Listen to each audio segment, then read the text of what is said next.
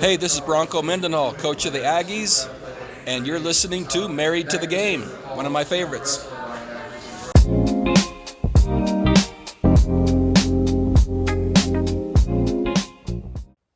All right, good evening, ladies and gentlemen. Another post-Christmas, pre-New Year episode of Married to the Game.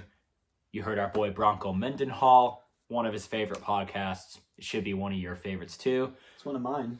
If you're married to the game, or you want to be, what should they do, Kimball? They should listen. That's a good first step. Click a follow. There you go. Send it to someone else who's married to the game. Send it to someone you love. Share I'm the Noah love. Smith. This is Zach Bates. That's Kimball Snap. How you fellas doing this fine evening? I'm doing swell. Lots to talk about. It's going to be a good episode. Lots to talk about. We're going to hop right into it with college football in the state of Utah. We are going to start at the south end of the Wasatch Front this week, down in Provo, Utah. Work up. Or should I say Orlando, Florida. There you go. Yeah, exactly. BYU plays in the long-awaited Tarts Bowl, the People's National Championship tomorrow, People's favorite. versus Georgia Tech. Never thought I'd get to watch my team in the Pop-Tarts Bowl, man. We finally made it, boys. Kimball, how's this game looking for the Cougs? You know, it's a little scary, I'm not going to lie. BYU is going to be without LJ Martin, who is the best.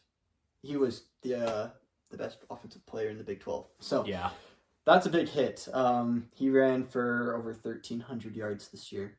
So, he's going to be missed, and we do not have Sione Moa, the backup. So, we will be with Enoch Nawahine and Preston Rex, Okay. who have not looked good at all. So, and Bummer. Bear will be in, but how healthy is he on He's running? going to probably be limited. I know it wasn't any serious strain or anything, but I mean, I can't imagine he's 100%, but it's also been 2 weeks, so. They're probably going to be pretty reliant on the passing game then. Yeah, they're Chase going to have Roberts, to be. Parker Kingston, those guys playing. Yeah, I mean, no one has opted out of the bowl game. Nice. And that is something that I love about BYU. You never see players opt out of bowl games at BYU. It just doesn't Yeah. happen. Game. That's why I freaking love that, because you see all these teams out east, like Texas, for example. I'm a big Texas fan. It's like half the team's not even playing in the game. It's like, Yeah. so BYU was originally a 5-point favorite, which BYU listed as a favorite at all is shocking. Yeah. That never happens. But I would imagine that drops now with LJ Yeah, Martin. For But sure. I don't know. What do you guys think?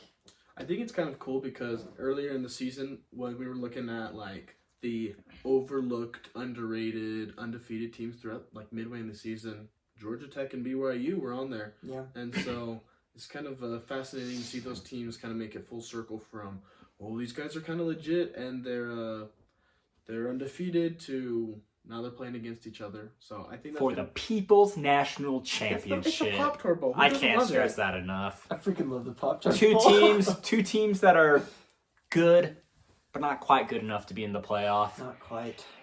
Playing Well, for a giant edible trophy, man, Hey, if which B- is also a toaster. If Man, BYU you love to fans see it. aren't going crazy for a crumble cookie, I bet a Pop-Tart is definitely up there. The European mind cannot comprehend. I've said it before and I'll say it again. I agree, though. I think Georgia Tech's a good team. Very one-dimensional, though, on offense with Haynes King, the quarterback. They don't have He a will be running playing. game. So I think it's going to be a lot of passing. We're going to Doesn't see a sound lot like of pass BYU plays. either, though.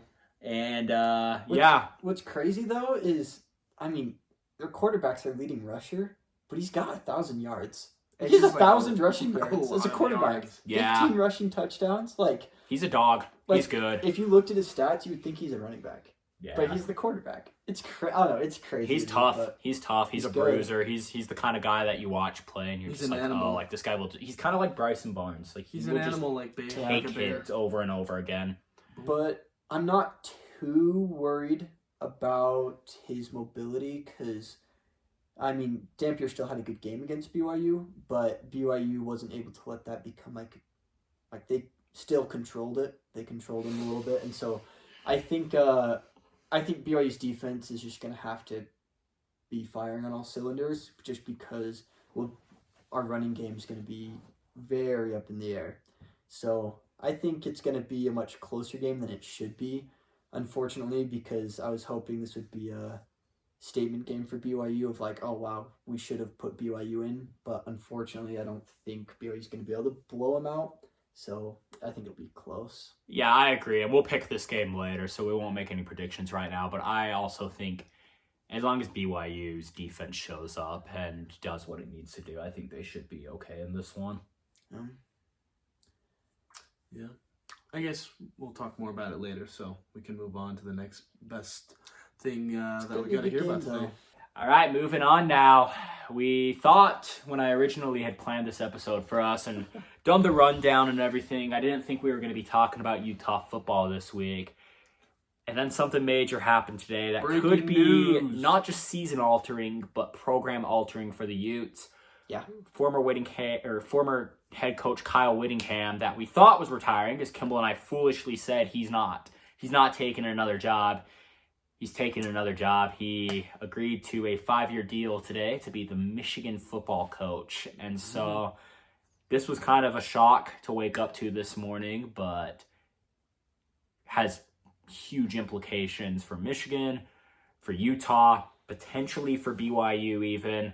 And so let's start with you, Zach, resident Utah fan. We've said that quite a few times before on this show. I was going to say, like, is this, like, are you frustrated? Or, like, I don't know. Like, what's your, like, emotionally? How do you feel about the outlook of Utah football? No, with the whole Kyle Whittingham leaving, it's definitely, like, you kind of already knew he was going to go when he announced that he was going to step down. So that's not much of a shocker. You've kind of gotten used to now this kind of, oh, what the heck, this sucks. But now to hear him go to a different school and have it be Michigan, honestly, I'm feeling more of I'm like rooting for the guy, kind of happy for him. He deserves the best, and he's going to have a great opportunity in Michigan, the Big Ten, just everything about that. I mean, playing in the Big House is going to be awesome for him. I wish nothing but the best for him. He's going to do great, and I think I'm now one of the biggest Michigan fans now out there. Go Blue.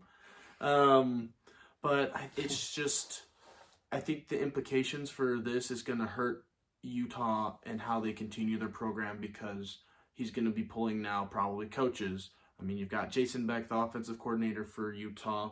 I think Noah even mentioned it. You could see some guys from BYU end up flipping over to Michigan because he's tight with some guys there as well. Players, recruits, I mean, it's going to change a lot more now than if he was supposed to just like retire like I thought he would. Yeah. But now it's going to be like, what do we have left at Utah now? Yeah, and I think looking at just kind of everything that's been said today on social media and through news reports and everything, and I don't want to purport anything as fact that isn't. Most of this is just third, fourth-hand hearsay. What it sounds like happened at Utah is Morgan Scalley, who is now their head coach, was the coach in waiting and the defensive coordinator. Sounded like they were afraid that he might go take another job, and so they sort of urged Kyle Whittingham in that direction to step down, which I think is strike number one. You don't do that to your winningest coach of all time. You let him retire on his own terms.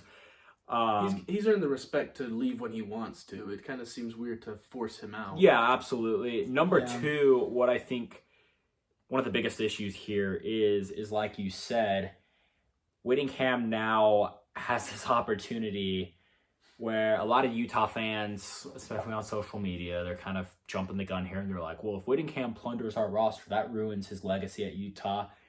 Kyle Whittingham doesn't care about his legacy at Utah right now. He cares about going and winning at Michigan. And so what that looks like is, all right, Kyle Whittingham takes Jason Beck, his offensive coordinator, with him. They try to keep Bryce Underwood. If they can't keep Bryce Underwood at Michigan, or even if they can, Devin Dampier, who came to Utah with Jason Beck from New Mexico, now has no reason to be at Utah. And so if he gets the Michigan offer, he goes there. If another P4 team comes in with a nice enough offer, he goes there. Dang. You look at the running game. Michigan's going to need running backs next year. Andrew Marsh is already in the portal. Justice Haynes could very well be in the NFL or the portal. N'Kory Rogers, Wayshawn Parker, they go to Michigan. You look at Utah's offensive line, Michigan. Now, I think the defense is pretty safe because most of those guys have worked closely with Scalley, who's going to be the head coach at Utah now. You look at offensive recruits. You look at Jay Hill at BYU, who's a Kyle Whittingham friend. And so you look at all these pieces where it's like Kyle Whittingham's not just going to plunder Utah. He's going to start dipping into other schools' resources too. And ultimately, if I am looking at this from the outside, which I am, Mark Harlan kind of really shot himself in the foot here and shot Utah as a whole in the foot. I'll say Mark Harlan is going to single-handedly destroy Utah football. This is feeling very much like a Mavericks and Nico Harrison situation. Not really happy with him.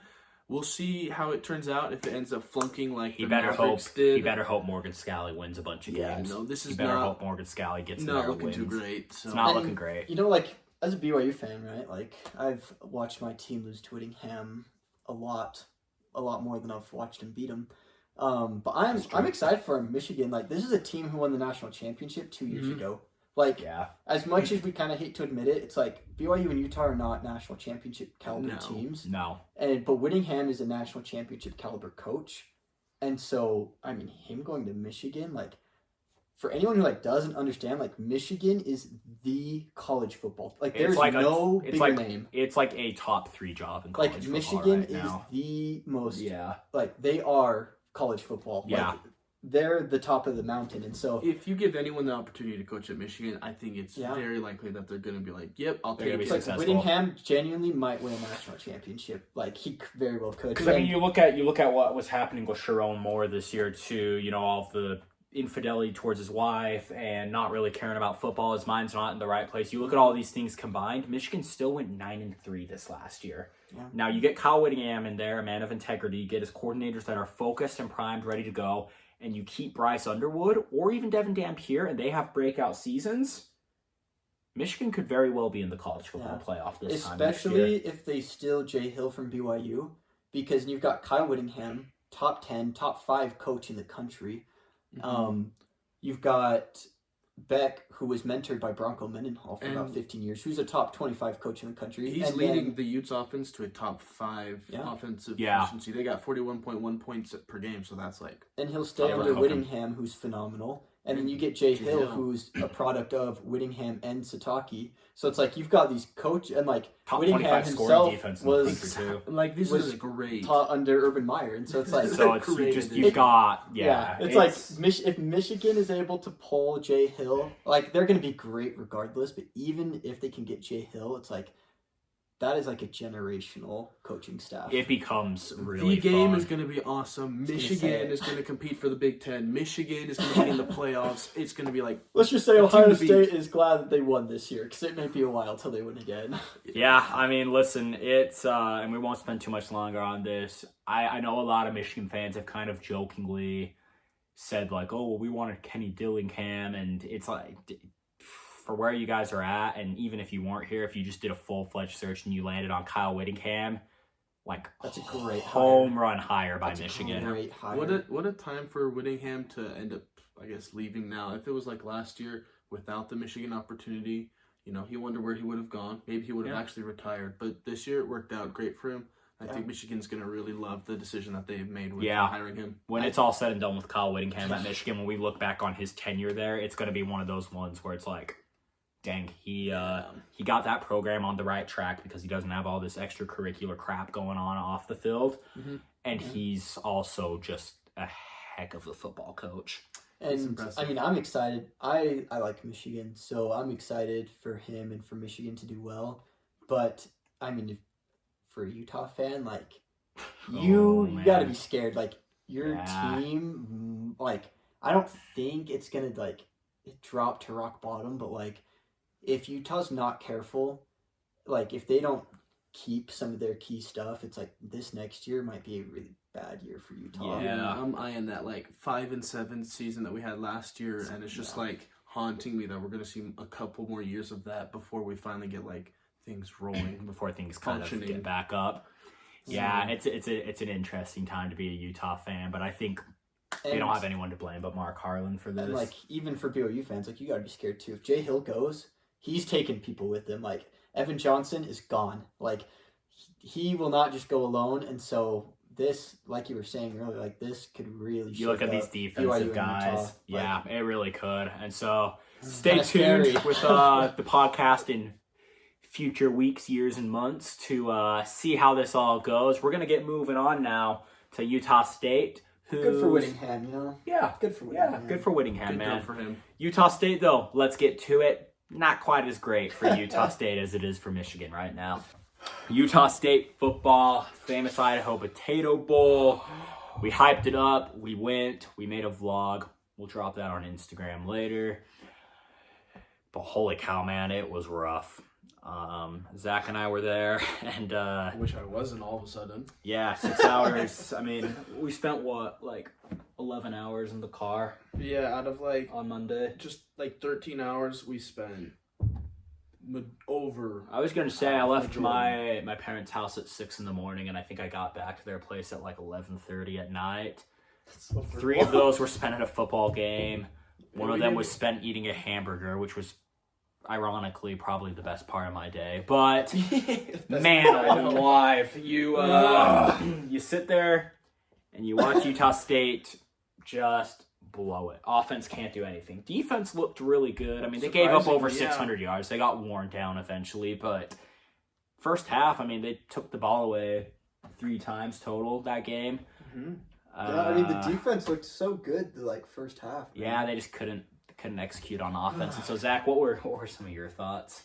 Yeah, definitely the offense just being dead in the water, I think really Couldn't showed. do anything, man. I think that's the big shocking, man. I could not believe that. because it's been like the saving grace this entire year. Like, sure, Utah State's defense sucks and they give up like 40 points, but you can guarantee that the offense is going to go out there and at least put up 40 in a fight, or they're going to throw 50 and you're going to win the game.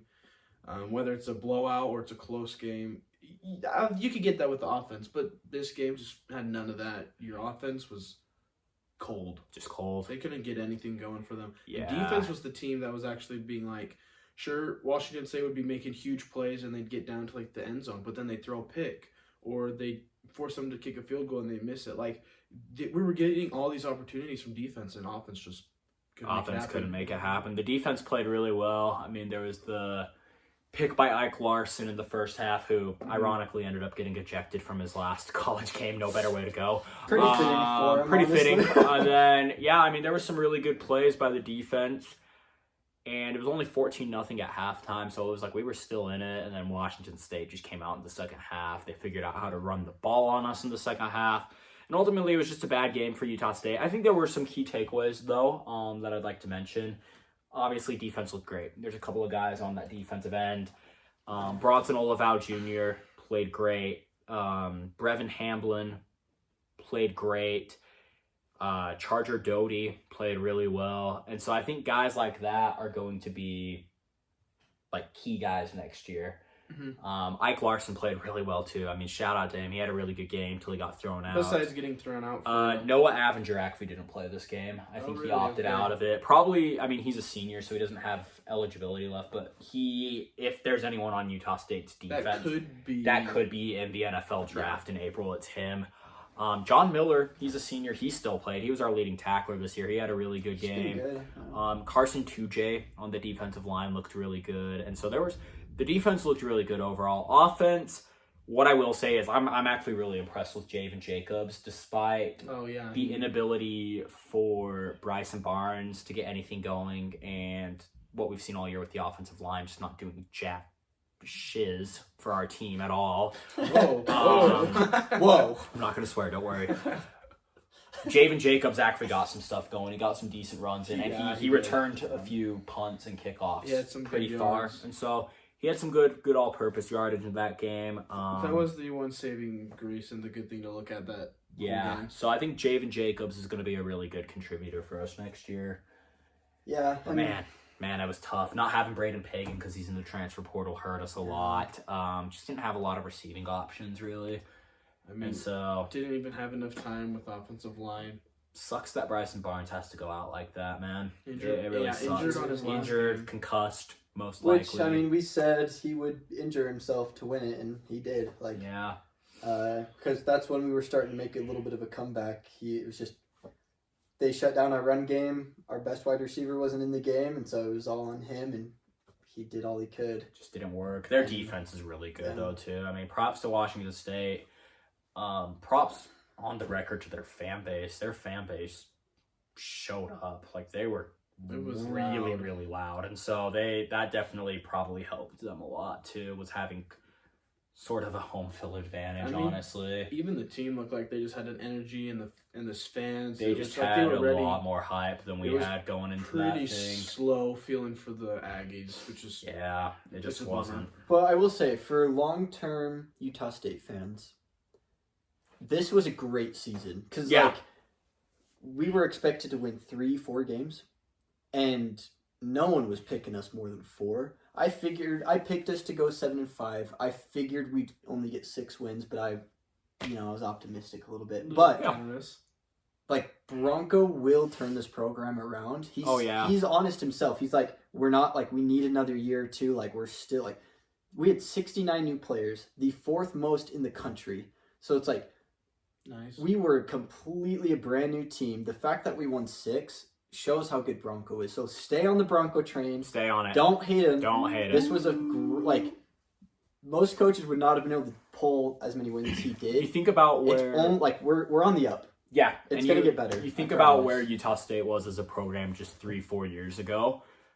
A lot of pretty mediocre football, but also just a ton of just horrendous legal problems off the field with players getting involved and just all sorts of disgusting things. And so it's kind of like what Kyle Wittingham has to go do at Michigan now on obviously a much larger scale. And the problem at Michigan isn't that their players are having problems; it's that their coaching, their athletic department as a whole, their coaching staff. Speaking of which, fire that AD. But yeah. But Utah State, it's he's really developed a culture there where it's okay, we've got good guys playing for our team, and we've got a coach that has his priorities in life just figured out.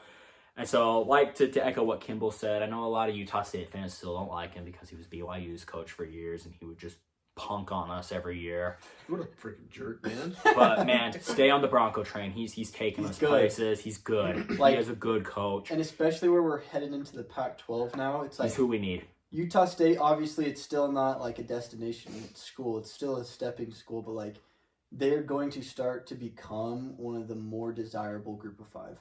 And it's just be ready for that. It's going to start happening where people want to play for Bronco. And I think you're going to start to see, we'll look back on a 6-6 season when it comes around again, and we'll be like, wow, it's been a while since we've been this bad. You know, and this was a great season. For sure. For reference. So it's give him some time. It's going to take a little bit. And we're not, first year, he only won 4 games. We're not just saying this because Bronco's a close personal friend of the show either. We actually mean it. He's good. We love you, Bronco. Trust him. He's gonna get us. Yeah, he's gonna get us to the top of that mountain. Hey, we'll see it next year. Last year was a good fight against Utah when they played them. Yeah. Maybe Bronco's gonna actually stick it to the Utes this time. I say you never know, especially without Wittingham. So yes, it's gonna be a much closer game than it would have been. It's gonna be a lot of fun. We're gonna get going into college basketball now. Talk to you in a second. College basketball. In the state of Utah, it was a phenomenal week for most everybody involved. I know I had a great week of college basketball. It was fun. Since our last episode, it was a good. It was a great week. Actually. And so we're going to start at the top of the Wasatch Front now, in the Cache Valley with the Utah State Aggies. Ooh, obliterating. No, you were there. The Colorado State Rams. I was there. It was a fantastic time. We go up 12-0. We go up 14-2. One of their best players gets hurt, and I'm like, dang, that sucks. We'll see if Utah State can hold on to this. We get up 32-8. We go into halftime leading by 21 points, and I'm like, it's still Utah State. We're looking great in the first half. Wouldn't be surprised if they blow it in the second. Next thing I know, the student section that I'm in is chanting up by 30. Next I know, they're chanting up by 40. By the time I looked up and there were zeros on the clock, Utah State had won 100-58. 42-point blowout. Man, and if you guys remember watching at home, the last episode we had when we talked about this game, we were all like, yeah, we think Utah State will pull it out by a couple of points. But let's be real, we were just saying that as if we had Donkey Head with us, he would be wearing it right now. And so all that is to say, we did not think this was going to happen. Obviously, Colorado State dealt with some injuries, so that probably made the blowout worse than it would have been otherwise. Playing at the Spectrum ain't easy. But the way we played, man, I think we still would have won that game. If they were fully healthy, we still would have won that game by 15, 20 points. I was going to say, that one guy's not going to put up 40 points. Holy cow, dude. that was really, Something really else, fun man. to watch. Like- and Utah State just cemented themselves as number one in the Mountain Oh, I was West. gonna say the fact that they're not Top dog. ranked after this game is frustrating. Like that Yeah. USF loss was bad, but it's like for those of you who are not Utah State fans, like Colorado State is a legit team. They They're won good. a tournament game last year. They won the Mountain West. They almost They won almost two won tournament two. games. Yeah, they should have won that second. They should have been a Sweet They 16 were team almost a last year. Sweet 16 team. They were good enough to. And they've got some returns from that team too. Like Yeah, obviously the like- best players from that team are all gone now, but like like they've this got is a some returners. legit team. Like we were said, like I still believe Colorado State or Boise State, like they're going to be competing to play against us in that conference championship game. holy cow, dude. If And we so- can just play like that every single game though, like Utah State showed up for that freaking game. Like I Yeah. never would have picked a 42-point win. no, it wasn't conceivable, but it was insane. Utah State just came out and they just went to freaking work on them. I mean, Mason Falslev had a great game. MJ Collins scored like no one's business. Carson Templin was a nice complimentary piece. Dang, who else was cooking? All of our guys were cooking. Everyone was cooking. Colby King played nuts off the bench. Yeah, he did. Element. I'll get to in a minute. Yeah, King played 30 minutes. King, That's Templin, crazy. Collins, Allen. Drake Falslev. Allen had an amazing game. He was hitting Element. threes all over the place. The one I want to talk about, though, I think player of the game was Adlin Eeleman, the freshman Yeah. center. 15 points, 8 rebounds. He's a freshman, man. But I mean, if you guys, seriously, if you guys at home are just a casual Utah sports fan, and maybe you're just watching this because, Kimball's your nephew and he sent it to you, or you went on a couple dates with Zach in high school and he sent it to you, or you saw it on his Facebook, Hey.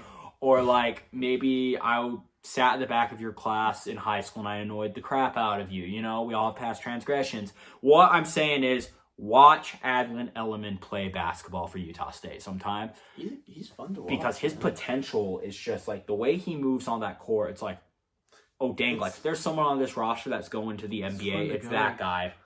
I wish he He would have gotten more plays. time. Oh my gosh, he cooked. It was so fun to watch. He's on a roll now, and it would have been fun. He's to in the see him starting earlier. lineup now. Yeah. He's consistent. He's gonna be in the starting Some lineup for the crazy rest of the year. blocks. Him and some big Perryman, plays. Elijah Perryman. I mean, he didn't score in double digits, but he looked really good too. He distributed be the ball fun. really well. So it's gonna be It's a fun huge- time to be an Aggies fan. We're still Aggies fans, so don't get your hopes up too much. They could blow this because it's it's Utah State, so don't get too far ahead of ourselves here. But I mean, This team's got some potential, man. Honestly, if we don't win the conference and if we don't win a tournament game, So say we go out in the It's gonna be first round, it's disappointing. just gonna be another in the same way that going BYU, if they don't get to the Final Four, they underperform. If we don't win a tournament game and win the conference, we underperformed and dropped the ball somewhere. Utah State's a legit team yeah, this year. they're good. Far and away the second best team in the state. Again, I would not pick them to beat BYU, but if they played in Logan, it would be a They no-brainer. could give Yeah, him a would it be run, fun? man. They could give him a run. But yeah, great game. Utah State shot lights out. 64% from the field, 57 from three. 100 points. I think. Free throws weren't good. 100 We didn't points. talk about that, but Yeah, I mean that kind of happens with it the happens. Aggies, and it's been like that for a little It's bit. kind of a problem now. Yeah. But yeah, the last time the Aggies shot 60+% from the floor and 50+% from the three was when they also scored 100+ against Westminster in the first game. And that's ever right. since, that's when it started out really good, and we're like, dang, this team's really crazy. And then they continue just right after that one game of awesome, the next 2-3 It was games just were kind just of up and down from there. Yeah. Yeah. So this is a good sign to see Good sign to another- come. Another good shooting night like that. Holy crap, dude. Yeah. We play Fresno State. We'll talk about that game in our next episode. You don't have to wait long for it. We're going to move on to Utah basketball, though. All right, Utah basketball. Something to enjoy as a Utah fan, I guess, this week now. Beat up on Eastern Washington. There you go. 2-10. Yeah. Good times were had by all in the Huntsman Center. Terrence Brown had another great game. Don McHenry had another really good game. And so Utah just chugs along. They're 8-4. They've got one more game at Washington before conference play begins. For Arizona. Before Arizona comes to town. boy. And so Utah better eke out these wins while they still can. Yeah. They're good though. It's what you want to see in the first year of Alex Say Jepson. they're You looking know? better than They're I was looking better. expecting. Like I thought they were going to be about where they are now record wise, but the product on the floor is not bad. Yeah, they had contributors this game, so, they had 3 guys in over 20 points, which was huge for them, and also why the Utes also scored 101 points. So when you have Keanu Dawes balled out. Yeah, when you have 3 guys that are scoring 20-plus points and just things are rolling. Seydou Traore, also nice performer for Utah. I only mentioned that because he's from the Bronx, and Kimball and I here have a very lovely and high opinion of the Bronx, the best borough in New York City, no doubt. Just had to throw that out there. It is. One of our upcoming episodes. It's a we'll rank whack. the best Bronx. We'll rank the best boroughs in New York City at some point. So, anyways, sorry, Zach, go ahead. No, but yeah, similar situation for the Utes like the Aggies. They were shooting 60-plus from the field. Yeah. 50-plus from 3. Lights out game. Killed the team, as they should have. So, next game coming up is going to be a tougher matchup against Washington. Yeah, Washington's a test. Coached by former Utah State coach Danny Sprinkle, who was there right before Calhoun, was only at Utah State a year. But they're looking a lot better this year than they did last year, too. I think that's going to be a tough game for the Utes on Monday night in Seattle. Good defense. So, yeah. It's going to be a matchup that we'll see how it turns out for them. But they've showed hope. The Utes have really won when they needed to. They've had some close games and they've had some close losses, but it's not a disappointing team so far, really. Is that a neutral site game or is that Washington? I think it's just at Washington on they're campus. not playing in the... Hey, No, they I don't honestly think they're playing the they old need to arena face there. this good team and get ready for it because that Arizona game in 2 games is going to be brutal. They've got a lot of good teams coming in here soon, and so we'll see if they can hang up. I don't think they'll probably be able to hold up, but we'll see how they look in conference play, and I think that'll determine kind of the general attitude about this program come season end and where they're going. It's really just how far down the rankings they'll be, and we hope it won't be too far We hope down. they're not the worst team in the conference. I don't think they'll be. I think there's other teams that will crash and burn more than they do. Let's just keep it going. Orem, Utah. Things keep brewing. Oh, yeah. We were at the Utah Valley Weber State game last week, and I mean, I turned around to Kimball at one point because he was sitting behind me, and I was just like, they're bigger than Weber State. They're just out rebounding. They're just out physicaling them. They're not. And so, man, Utah Valley looked good. Jackson Holcomb had another great game. Taylor Hendricks is on the Jazz. His brother Tyler Hendricks. Also killer. Also great game. Dang. And so they've got some dogs there, man. I mean, they're good. They're really good. Beat them 90-74. And so Kimball. Yeah, I mean, as I think you dubbed yourself last time, Orem Kimball. What does Orem Kimball say this week? UVU, I mean, it was a good win, 90-74. Like, followed up with a drubbing of like Division II Bethesda too. Yeah, so and they went and killed them. They've got a super exciting game coming up on Monday, which we'll talk about. But more on this Weber State game. As Noah said, good old Hendricks was there to watch his younger brother play. He was right in front of us. It was great. And boy, did his brother play, 22 points. So Zach was the halftime show. That's true, yeah. Yeah, it wasn't. I will say UVU welcomed the podcast. Very nice. Very nicely. And they didn't Give even us know lots we of had a good stuff. podcast. It was a wonderful time. Willie the Wolverine's drum broke off and hit me in the chest. We got a signed poster. You'll see that on the podcast in future episodes. It was great. Jerseys. They know how to make a man feel welcomed at the We will be UCC back. season. Oh, we will be back much sooner than you might expect. Very Go ahead. But yeah, Hendricks 22 points, Holcomb 18 points, and Hawkins 15. 2 other guys scored double digits, but I mean, it was a good night. UVU was shooting like they put up 90. And Yeah. like Weber State, I mean, Weber State started to struggle, but again, they're not like they're still decent. Like, they're gonna perform well in their conference. They will. Yeah. They've just had to play a lot of really good teams in their non-conference, but UVU looks really good. They're projected now to be like a 13 seed in the tournament. Yeah. Obviously they still got to win the conference, not choke, but I mean UVU watching them in March will be. Yeah, like I predicted a double-digit win. They won by 16, so like they're rolling, man. They are not disappointing. We can firmly put them in as the 3rd best team. Firmly. Because you can compare Weber State Utah's game, now UVU Weber State game. Give me UVU as the 3rd best team in the state. It was fun. It was a good time. You got anything to add, Zach? I would say the only disappointing part, I mean, it was awesome to see our favorite Isaac Davis. Yes. Isaac Davis, former man. Aggie play, but man. We only got to do one chant for Isaac Davis. He had 2 points. We were talking about he if he has a big game, they're going to win. If he doesn't, they're going to lose. It didn't matter. So did Leonhardt, number 10 for them. He struggled too, only 5 points. Like, behind Holcomb, him and Davis are their top scores, and they Yeah. combined for 7. It So was- Yeah, it the was guys that stepped up from the wings shockingly- needed to. Like, if those guys don't step up, Weber State probably wins that shockingly game. But sad it's outcome. man, it was that was the one tough part. Conference opener, Cal Baptist, they host on Monday night. Both teams have a 10-3 record.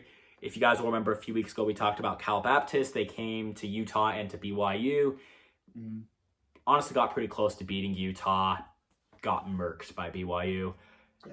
So that's going to be 1-2 in the WAC this year, and they're playing Monday night, and the podcast will be back most likely. This is going to be a good game. Cal Baptist is good. Like They're fun. they're 10-3, but like Noah just said, 2 of those losses come to BYU and Utah, and so it's like it's not like they're getting beat by like bad teams, right? Like these are good teams. Good teams to lose to. What you got to look out for is Daniels Jr. for Cal Baptist. He averages over 20 points a game. Yeah, he's Another gonna a shooter, shooter. But Nadong also, is that how you say that? Nadong? Yeah. 8 rebounds a game, pretty solid. I mean, Holcomb's got a match there, but you know, like, I mean, these are the 2 front runners in the conference. One of these 2 teams will be in the tournament. We're gonna see them play again at Cal Baptist, and we'll probably see them play again in the conference championship game. So we'll get to see. it's gonna be a fun rivalry, and they're both going to the Big West Conference together next year, and so That'll be fun. it's just gonna be fun to kick off this kind of a little bit of a rivalry as the 2 newest members of that conference next year. So it'll be a lot of fun to watch. We'll pick that game later. It's gonna be a good game though. Like Yeah. if you're not doing anything Monday night and you're like, I wonder if there's any good sports on, you know, like this game is worth watching. As UVU chases their first tournament appearance, Cal Baptist is the only team that can stand in their way right now. For sure. Wow. It's going to be a fun game. BYU basketball continues to look great. Killed Abilene Christian. Killed Eastern Washington since the last time we talked.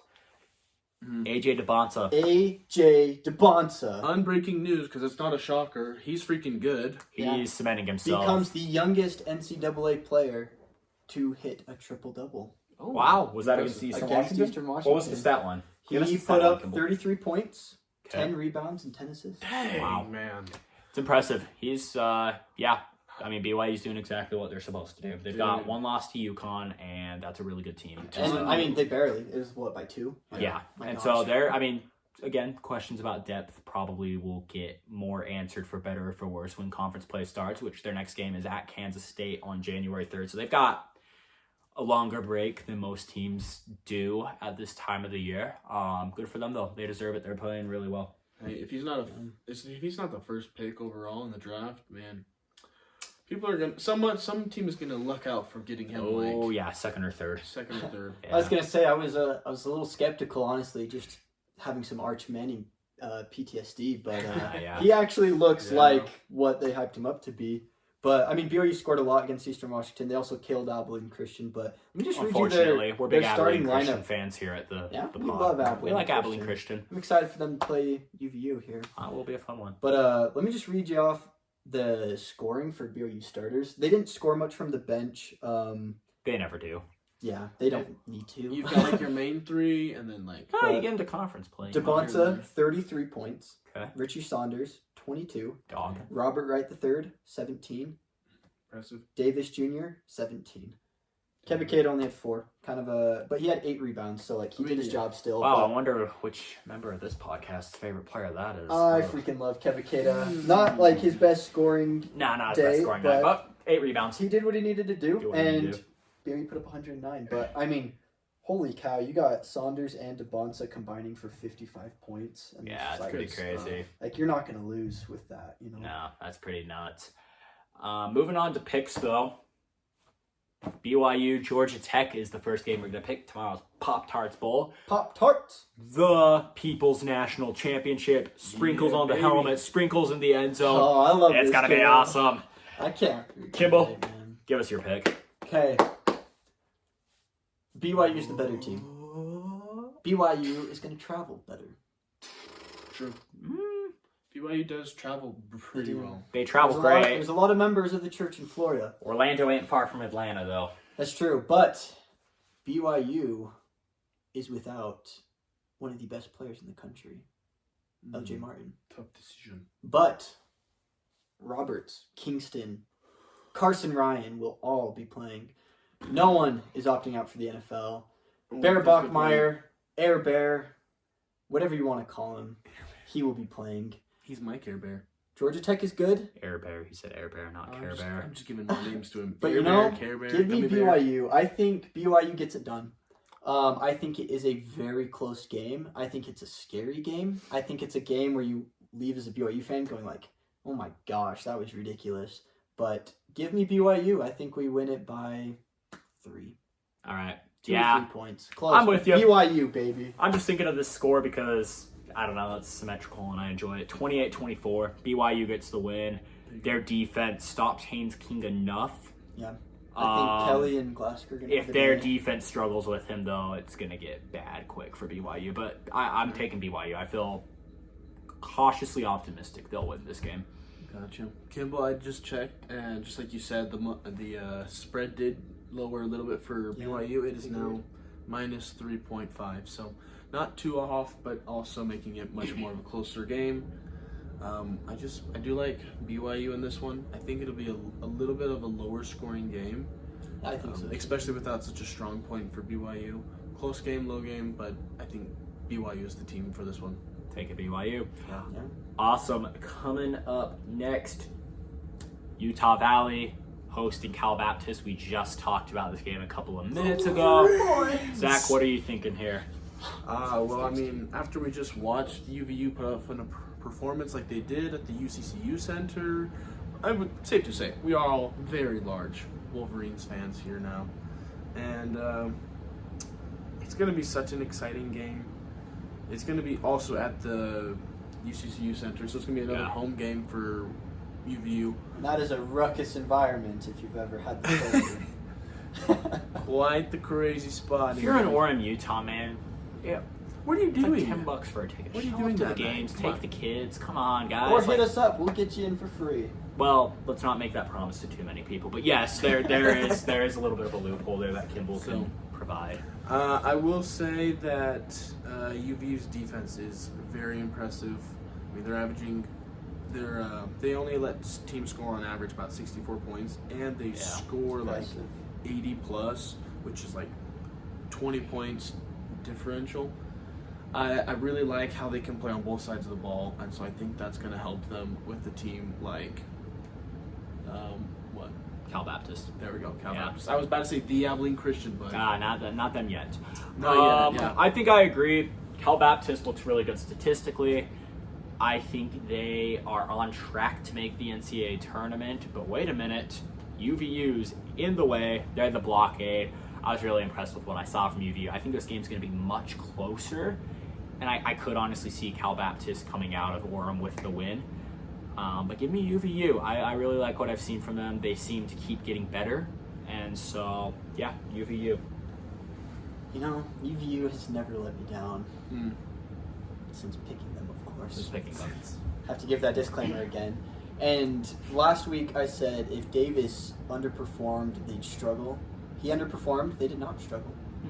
Could have been because Hendrick's brother was there. they showed you. But I do think it's going to be, unless Hendricks pops off again, I think it's crucial Davis has a good game in this one. Because I'm worried about Cal Baptist's main guy. But Weber State, Suarez Jr., He had a ton of points. he almost had dropped like 30. 21 points in the first half. And then after that, he scored maybe 3. Yeah. And so they Hawkins, shut him down. Holcomb, they held him. And They so held I'm him not good. worried about them shutting down a singular guy. And I think they can. And so I'm going UVU again. I really do think Take like, UVU.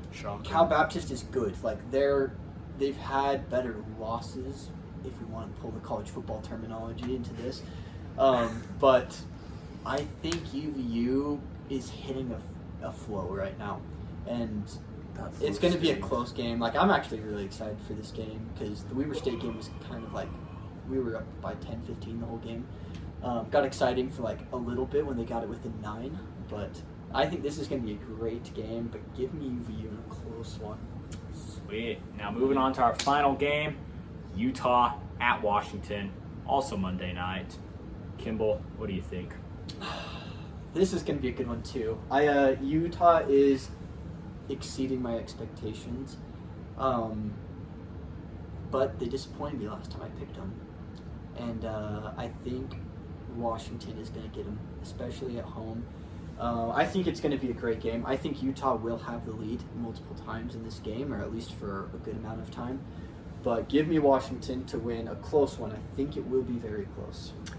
Yeah, so what to know about Washington. First year last year under Danny Sprinkle, former Utah State coach. They didn't look great. They're improved this year. They did just drop a game to Seattle. It was a neutral site, but it was in Seattle. Both schools are in Seattle. Not a game you should drop. So that's not great for Washington. I think they bounce back, though. I don't see Utah going up there and winning it. And I think Washington, if they play their cards right and they win the right games in the Big Ten, they will be contending. They'll be on the bubble for a tournament spot by the end of the season. So give me Washington. I think they'll beat Utah handily. Yeah, they lost to a good Baylor team. They lost to Colorado. They've lost to UCLA, who's always also been very solid. Yeah. They did beat a UCLA team, or a USC team. Lost Who was to undefeated UCLA, before that. beat Yeah. USC, and then had a surprising loss to Seattle. It's a very good team. They know how to play the ball. I think home court advantage will help. So I think things are going to look pretty good for the Huskies' way. I don't think Utah is going to go down with a fight, though. I agree. Yeah, I think it's going to be a fun one. I really do. I agree. Yeah. I mean, I think Washington will win, but it will be a fun game to watch for sure, seeing what Utah looks like against that level of competition. But that's all for the show this week. And hey, quick shout out to Utah Tech beating Weber State this last week. We didn't pick that game, but that was a great win for Good Utah game. Tech. Go T-Birds! Went into Ogden. SUU and Weber State play. Trailblazers. Sorry, I was thinking of the SCU game, yeah. No. Is No. SUU and Utah Tech that play, or is it SUU Weber State this week? I think Not it's sure. Utah Tech. But either way, SUU is the worst team in the state. Not very bad. They've No got a chance to T-Birds. maybe get in the argument. get but one. Maybe shout get out one. Utah Tech, Shout out cementing Utah themselves Tech. right there behind Utah. They're creeping. They're Utah creeping. Tech's good this year. If you know anyone, though, that's married to the game, or if you yourself are married to the game, leave a follow, share it with your loved ones. We will probably be coming out with some more Instagram content here later under a separate page. So Give you something to check that out, something to enjoy throughout the week. Shout out Grandma Shar for letting us use her couch again. Go, Grandma! Shout out Grandma, we love you. Shout out Pop Tarts Bowl, and shout out Stephen Curry. We love all you guys, and we'll see you in the next episode of Married to the Game.